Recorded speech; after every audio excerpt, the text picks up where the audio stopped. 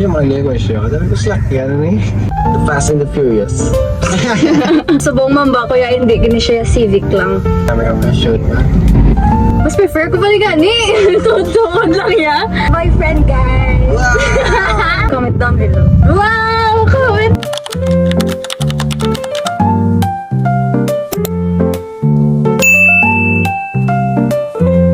Hi guys, it's your girl Shiny here, and we will interview J Miles.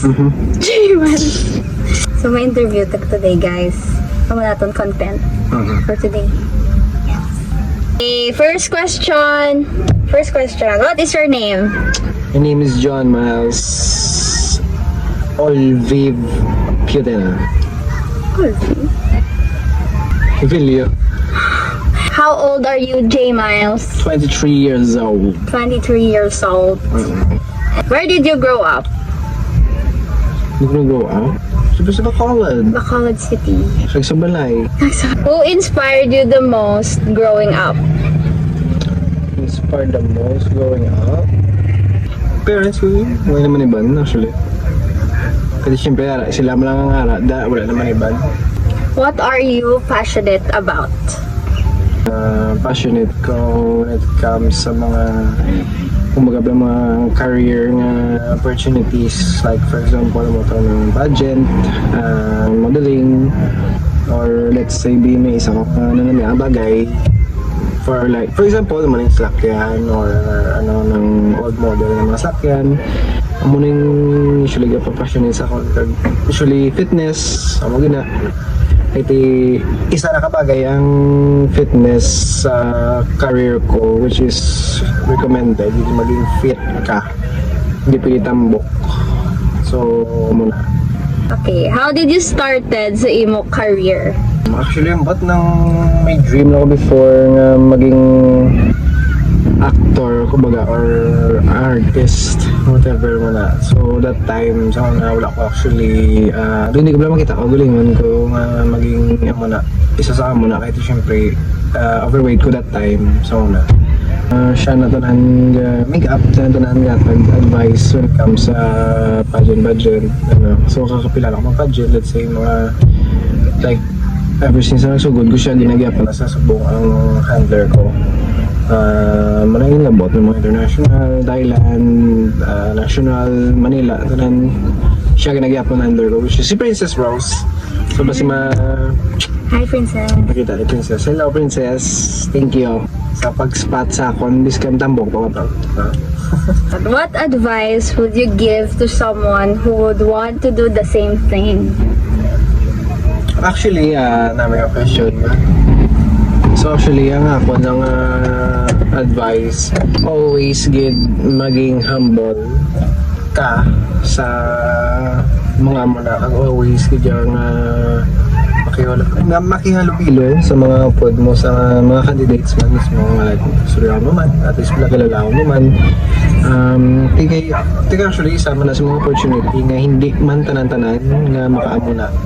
Like for example nga ikaw ma-represent sa Philippines, makilala mo mga sari-sari nga foreigner, African, tanan-tanan, Malaysian, Vietnamese, Thailander, tanan-tanan sila. Hindi man tanan makaamo na, always gid nga maging humble ka kag dapat kabalo ka magrespeto sa mga kapwa mga candidates. Kag hindi nga mag-think nga ikaw gid ang pinaka-best sila tanan. Kaya syempre tanan-tanan man nga mga candidates mayroon man sang ilang mga personality kag character nga lainay kamo. Kag isa pa tanan-tanan makamo nagka-pageant ada ang iban madagdala og man mga persona up man or man ang champion man before, hindi man lang ikaw, lalo na kapag first time mo sa pageant, always gid nga maging humble ka kag always i-prioritize mo si God pagid, no? Si God na kaya syempre sa tanan-tanan ng mga plano mo sa career mo, si God nga dayan ga guidance mo. It's either nga madaog ka o hindi ka madaog, plano mo lagi po na ni Lord. If Always lang gid maging humble. Stay planted sa imong feet. Always listening ka man makadto.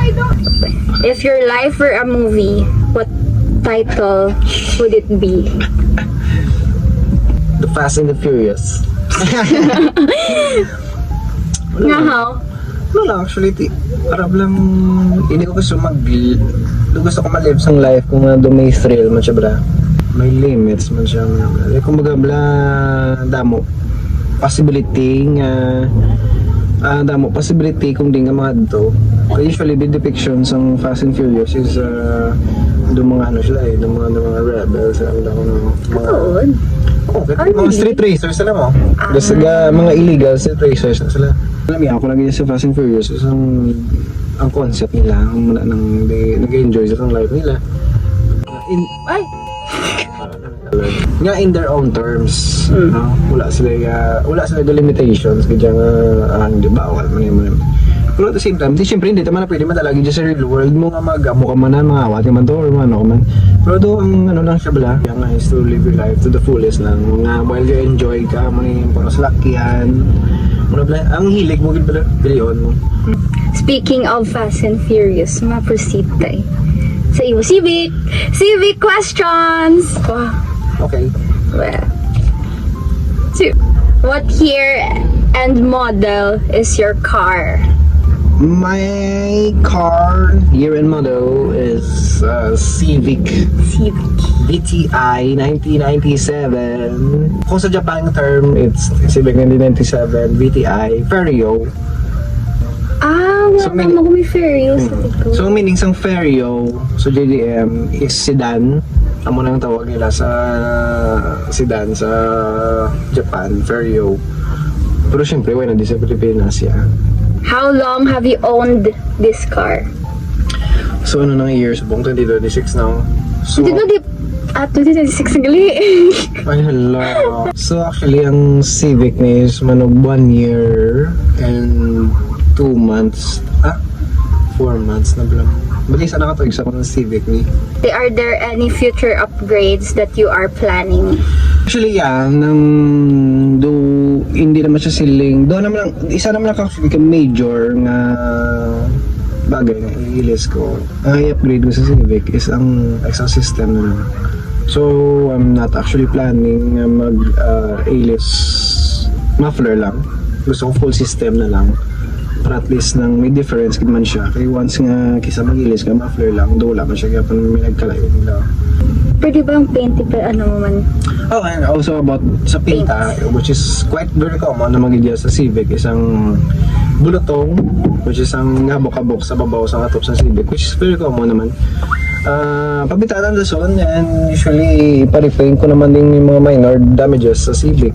And hindi man siya pang malikawan mo lang. So, ito syempre daily, hindi siya ginagamit, hindi siya garage queen, you know. Garage key.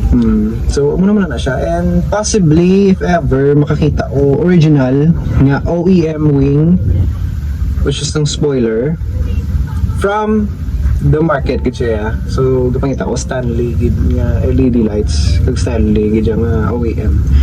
Hindi lang ko sure kung di ko makapangita or makapangita ko if ever, pero basi ko lubong rush siya makakita ko, so saan pa ako sa likod. Kasi kabalo ka mo guys. Yung If ba? ever, no? I-comment ka. Comment down below. Wow! Comment! How much did the car cost when you bought it? So first nga na nabaka ko. Actually, sa first ko nabaka ng Civic is just 25,000. So wala siya actually agad-agad. Nakuha na yung Civic ni sa Silay, palapit sa may sa barangay nila, para sa dulog ng kahoy, wala lang, doon abri ko. Tambay lang ka. Oo, bali daddy ko na, bali airpods, abri ni ko ng mga bintana, tapos ikoy ko sa sulod, yung mga basura, muna. Pero nakita ilang, which is ang namian niya lang ni, suresa ko sa nakita ining Civic ni isang lawas, bala tadong tadlong. So wala siya yung mga bungko, wala siya yung mga minor, mga major, gidyob lang like nag-dent siya, wala. And also, namin sa Civic ni is ang interior is all intact. Mga aircon niya, mga grills niya, wala bukaaw. Yung tanan, gagana ang mga switches. Ano na yun namin yan, airpods, sugin kuha iya. in Restoria, ginatagis ako. Ang dream ni Dads before sa college siya is maka-civic siya. Amo gina yung dream ni Dads siya. Galinti due to mga circumstances nga kabulo ka na, nang hindi maka-afford. So, ang ginimo ay na lang, gusto yung makita ko no, ako, bata yung drive sa civic.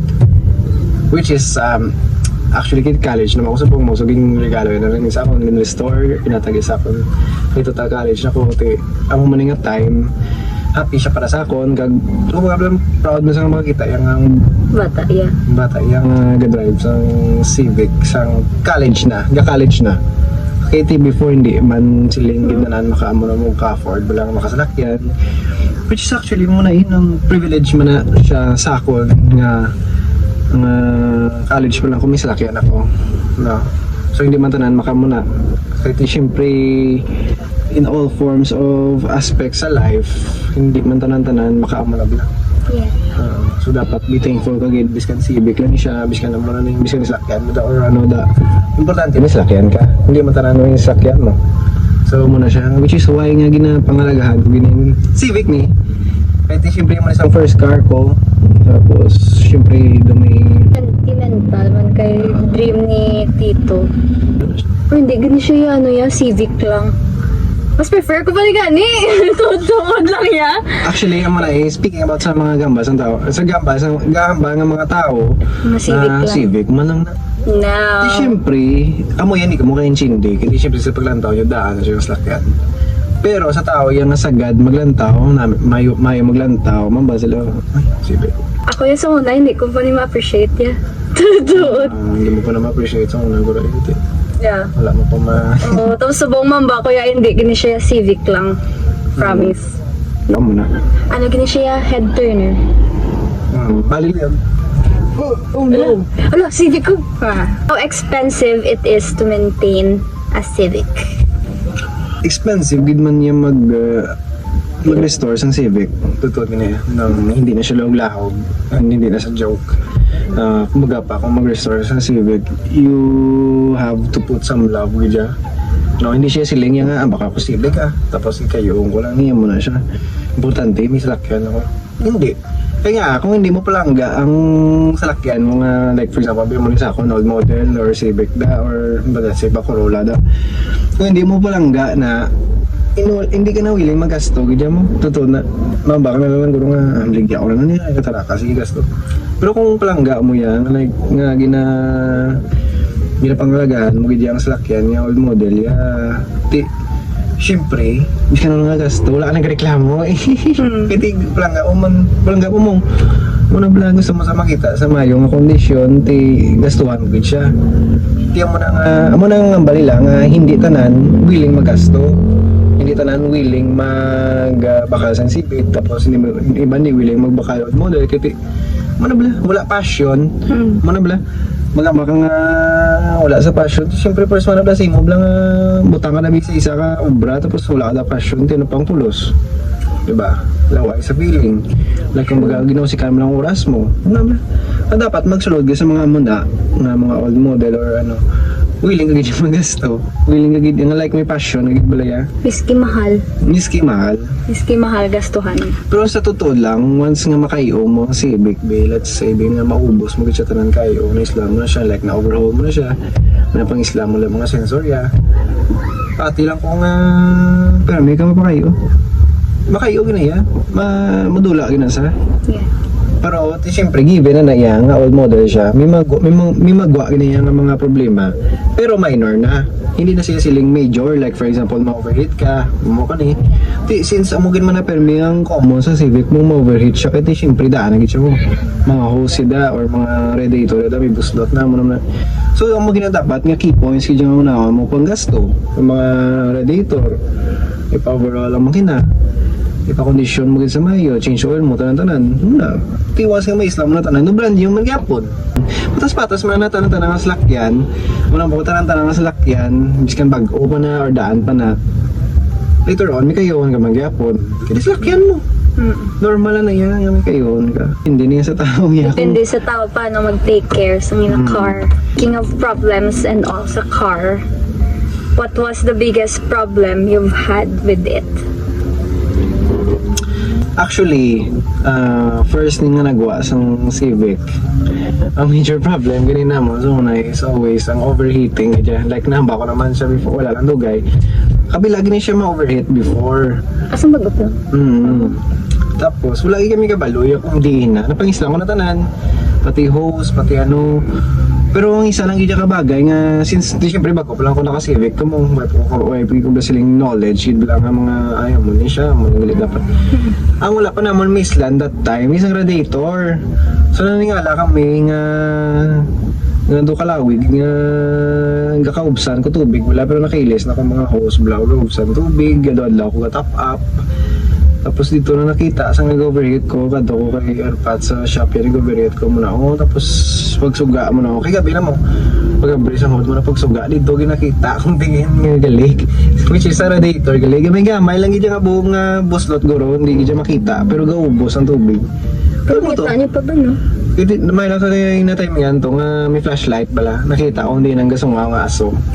Kaya amo lang to, itagilid ko radiator, tapos, ay, after sina, Okay na.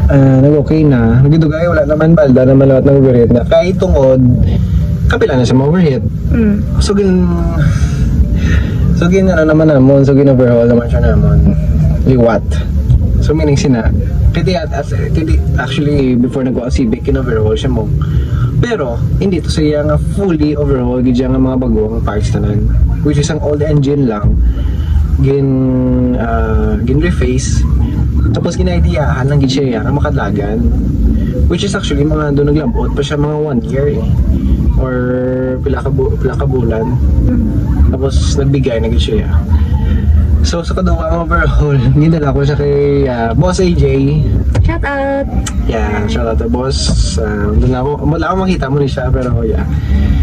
Ginadala ko sa kay Boss AJ. So pag-inspect ni Boss AJ sang makina, dito na nakita nga hindi na gito siya makayo. Pag-abri na sa makina, hindi na gito makayo ang engine block. Yan ang mga torquing bolts, mga bolts na lang pang torque sa makina para maghugot siya is actually halog na ng halos na gito siya, hindi na siya mo. So ang only option ni Boss AJ is nga iisla na siya block, which is bilog nga engine block sa dalom sang, di ba, engine head. Amo na siya may ngalan nga Honda VTEC, mabaw na engine head na siya. Tapos ang dalom sinais ang engine block. So actually di mayo lang that time si Boss AJ damo pa to makina sa shop niya. So no choice, wala, baka ko bago block. Lain na block ko sa buong sa Civic, which is GDM na siya nga block. Pero ano siya gyapon, D60 siya gyapon nga block. So bondo ka okay naman? So far? Wala naman kung overheat sa ko.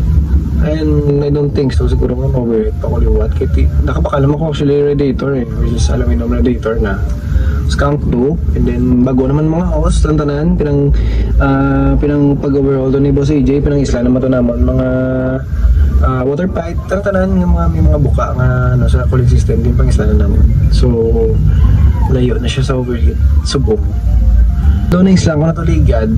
Pero may one issue pag ko tuligad nga nagluntad, which is ang radiator ko nga fan wala nagandar.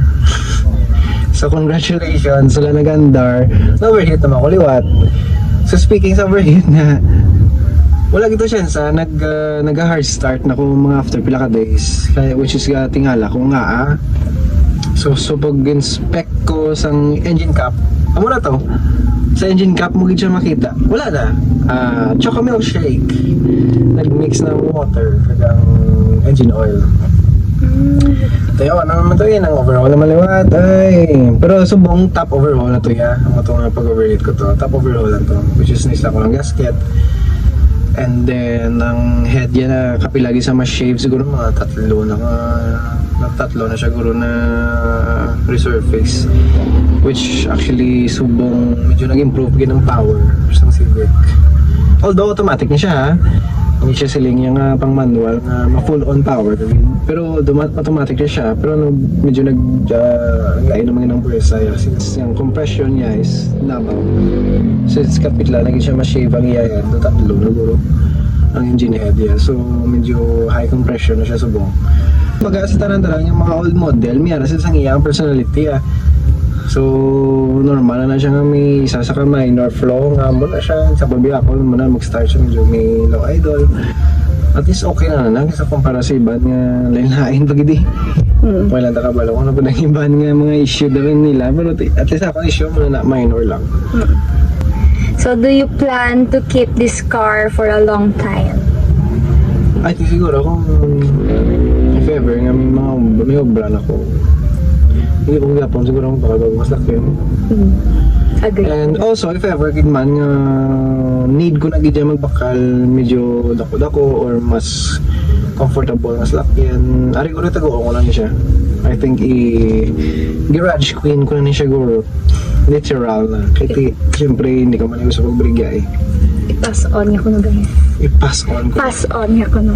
Depende kung sino. So, what advice that you can give to car enthusiasts like you? All. Actually, bet, hindi pa man ko siling dyan nga like lawig-lawig na ko sa car scene. Hindi na. Hindi man siya siling advice, pero ang mamba ko lang guro is if ever nga may mga pag-o naman nga mga magsinulod naman ng mga car enthusiast, I think siguro same lang gyapon, same lang sa career ko. Amo lang gina-advise ko nga bako may mga bago like maybe sa career or may bago ang masudlan. Always gidya gyapon nga maging humble ka. Learn ka gyapon. Miskan din ka mga do hindi sila nga ikaw na gidya pinakaalam sa tanan-tanan or bla. Always gidya tayo. Tapos respect mo gid yung mga tao nga nauna pa si mo. Una bla. Ginamba nila. Ang may experience na pila na katuig sa muna. Hindi sila nga first mo na sulod ya. Alam ko na diyon. Kabalo ko na. Una bla. Ang makibagay sa tanan ng tao. Kung mo lang ginada yung pinaka-importante. Imbis ka din ka makadto, bla like ka. Umig, musta da? Wala. Uy, pre, kamusta? Muna. Hindi sila nga, hindi ka makadto. Ano, sino na siya? Ano mo ka na? Hello, I'm Naguro. Kung ano lang ikaw, ang tutuon mo nga the way ka nga mag-istorya sa tao, amo na pag-istorya mo sa iban. Hindi nga sila nga mag-istorya sa iban, plastikan mo na plastikan mo. Kagano drive safely, guys. Kasi syempre, Drive, ng safe drive, Safe drive. and a bit fast. Fast and Furious. Joke lang. That's all. Ano? Ano pa gusto mga questions? Okay na.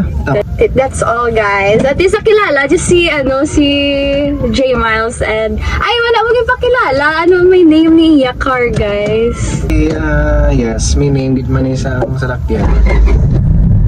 Ang ngalan niya is Blige.